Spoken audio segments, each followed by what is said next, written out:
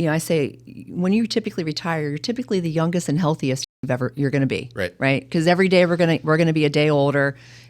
We start to slow down as we get older. So we talk about, hey, it's okay you're going to be years you spend more on travel. Yeah. And let's talk about that. Yeah. Do you want to travel heavy and international for the first 5 to 10 years? You're going to spend more money doing that, and then you're going to taper down. Do you want to do a big trip with the family every other year? So it's really, I think the best part about is having these conversations is then you can really build that plan and talk about how that's going to look and feel and work. Right, and it's customized to them. And like a lot of things that we do from a planning perspective, there's not necessarily a right or wrong answer. It's just different from situation to situation. So that's great. I would say I have the fair mix of clients that do have an annual budget. I also have plenty that have bigger trips every couple of years. Yep. A lot of times they'll have, kids and grandkids, and they'll say, hey, every 2 or 3 years, in some situations they're scattered across the country.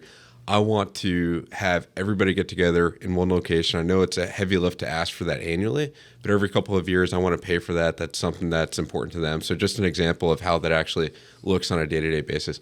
Yeah, absolutely. I've had to that exact point where I have an interesting client. She likes to do every couple of years a trip where she brings all the family together. And then she has 9 grandchildren, and she takes each one of them somewhere they've never gone each year. So she rotates through. So it's really an interesting dynamic and it's also one-on-one. So we have the budget, kind of separate. Yeah.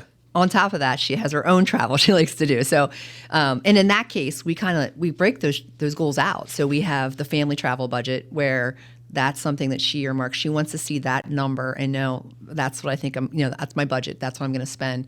And that kind of dictates for her where that travel may end up being. Then she has her travel with the one grandchild.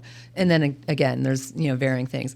So I think what's really interesting is there's no right one way you have to do it. It's, what's important. And I think the fun part is when we have these conversations, it gives clients that opportunity to think about what are the things I want to do?